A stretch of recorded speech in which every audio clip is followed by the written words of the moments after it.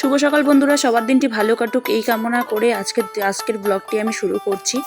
তো চলো বন্ধুরা, আজকেও তোমাদের ভোর 5টার পর থেকে তোমাদের সঙ্গে সব কিছু শেয়ার করব।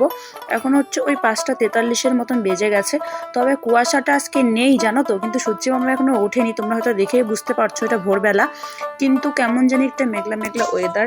জায়গায় জায়গায় নাকি বৃষ্টি হচ্ছে, যেটা আমি সবার স্ট্যাটাসে দেখলাম। এতক্ষণ থেকে ফোন ঘাঁটছিলাম, ভাবলাম না ব্লগটা শুরু করা যাক।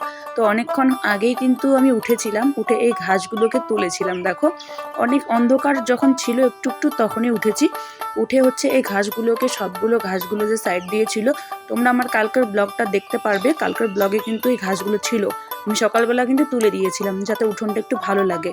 আর মামামকে দিয়ে তো সারাদিনের মনে করো সময়গুলো আর হয়ে ওঠে না এগুলো করার, তাই এখন সময় থাকতে করে নিলাম। তো আজকাল যেমন হয়েছে জানো তো, আমাকে ছাড়া কিছুই বোঝে না, কারো কোলেও একটুখানি সময় থাকে না। যতটা সময় শুয়ে থাকে ততটা সময়ে ওকে যদি বক্সের গান দেওয়া হয় তাহলে একটুখানি থাকে বিছানার মধ্যে শুয়ে, নাইলে কিন্তু থাকে না। আর ছোট বাচ্চা সবসময় তার বক্স দেওয়াটাও ঠিক নয়, তাই না? তো যাই হোক, এই নিয়ে চলছে আমার জীবনযাপন। তো সকালে উঠে এদিক সেদিকটা 4-5টা তোমাদের সঙ্গে একটুখানি শেয়ার করে দিলাম। দেওয়ার পরে চলে এলাম বাসি কাজগুলো করতে। সর্বপ্রথম হচ্ছে আমি যে কাপড়টা আমার মানে বাসি কাপড়টা সেটা ছাড়লাম। সেটা ছাড়ার পরে ভাবলাম ধুয়েই দেই, এখন যেহেতু মাম্মা মোর পাপার কোলেই আছে। সারাদিন তো সেরকমভাবে আর ওকে মনে করো ওকে নিয়েই থাকতে হয়। লোকজন সেরকম তো আমাদের এই বাড়িতে নেই, তো নেই বললেই চলে আর কি, নেই বলবো না, নেই বললেই চলে। তো এদিকে হচ্ছে আমি জলটা ভরিয়ে রাখি সকালে। আর আমার যা বাপের বাড়িতে তো আমি ছোটোবেলা থেকেই ওই মনে করো স্কুল যখন আমি মনে করো 3-4-এ পড়ি তখন থেকেই মানে বোতলে জল খেতে খেতে এমন অভ্যাস হয়ে গেছে, এখন আমার বোতলে জল না খেলে আমার মানে পিপাসা মেটে না, এরকম একটা ব্যাপার। তো এই কারণে হচ্ছে জগটাতে জল ভরালাম, তারপরে হচ্ছে বোতলগুলোতে ভরিয়ে রাখলাম। আর সকালবেলা এতটাই জলটা ঠান্ডা হয়েছে যে আর কি বলবো, হাত পাগুলো কেমন জানি একটু অবশ হয়ে যাচ্ছে। তো চটপট করে কাপড়টাকে ধুয়ে দিলাম একটুখানি সার্ফ দিয়ে, আর তার সাথে হচ্ছে বাসি বাসনপত্রগুলো পরিষ্কার করে নেই। তোমাদের দাদাভাই আবার কাজে যাবে, তার মধ্যে আবার ওকে সকালে খাবারটা করে দিতে হবে।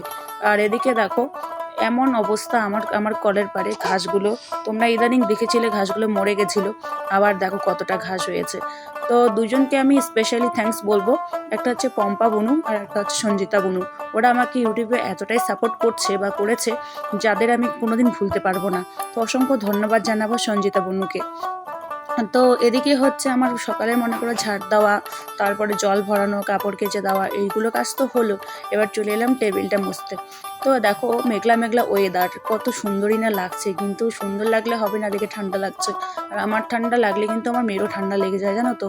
মানে এদিকে কাজ না করলেও হয় না, আবার এদিকে না মানে করলেও সমস্যা। সেরকম তো আমার মনে করো কেউই নেই, তোমরা তো জানো। আর কেউ নেই বলে বলে ব্লগটাই হয়তো পুরোটা আমি শেষ করে দিই, এতে তোমাদের অনেকেরই আবার অসহ্য লাগে। তো প্রথম একটা যখন চ্যানেলটা আমি হারালাম, ওই চ্যানেলটা হারানোর পরে আমি এতটাই ভেঙে পড়ছি যে নিজেকে আর নতুন করে যে চ্যানেলে তৈরি করব সেটাই আর আমার মানে শক্তি হয়ে উঠছে না। কিন্তু কয়েকজনের ভালোবাসা আমি এতটাই পেয়েছি, যার কারণে আমি আবারও নতুন চ্যানেলে নতুন কাজ আবারও মনোযোগ সহকারে এবার করব। দেখা যাক কতদূর কী করতে পারি। তো আমার পাশে থেকো, এইটুকুই আমি তোমাদের কাছে আবদার করব। তো এদিকে দেখো আমার যে মানে উঠানটা চারপাশটা যতটা পেরেছি ঘাস উঠিয়েছি, ততটা কিন্তু পরিষ্কারই লাগছে। আর এদিকে তোমার দাদাভাইও উঠেছে, বললো চা করতে, তারপরে চা করে নিয়ে আসলাম। চাটা মানে গরম গরম চাটা একটা না খেলে বাঙালিদের কেমন জানি একটা মানে লাগে আর কি, মানে চা না খেলে ভালোই লাগে না, দিনটাই কাটে না, মানে ঘুমের ঘোরটাই কাটে না, এটা হচ্ছে মেন কথা। তো এদিকে হচ্ছে কালকে মোমো এনেছিল, বাবাও এনেছিল মোমো, তোমাদের দাদাও এনেছিল। তো একটা খাওয়া হয়েছিল আর একটা খাওয়া হয়নি, তো রেখে দিয়েছিলাম রাত্রেবেলার কতটা খাবো।